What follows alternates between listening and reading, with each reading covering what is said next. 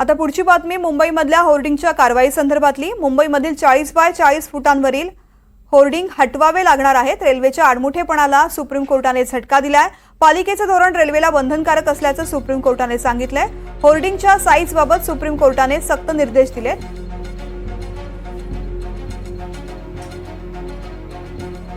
या संदर्भातली अधिक माहिती देत आहेत आमच्या प्रतिनिधी जुई जाधव।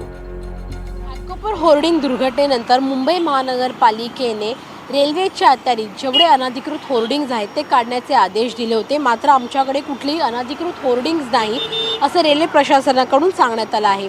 या सगळ्या प्रकरणामध्ये आता थेट सर्वोच्च न्यायालयाने दखल घेतली आहे आणि जे नियम मुंबई महानगरपालिकेने घालून दिले आहेत म्हणजे 40 बाय 40 फुटापेक्षा अधिकचे होर्डिंग काढण्याचा जो नियम आहे त्यासोबतच हवेची दिशा बघून जे होर्डिंग्ज नसतील ते देखील काढण्याचे निर्देश आणि आदेश मुंबई महानगरपालिकेने रेल्वेला दिले आहेत। या नियमांचं पालन करायला आता थेट सर्वोच्च न्यायालयाने रेल्वे प्रशासनाला सांगितलं आहे।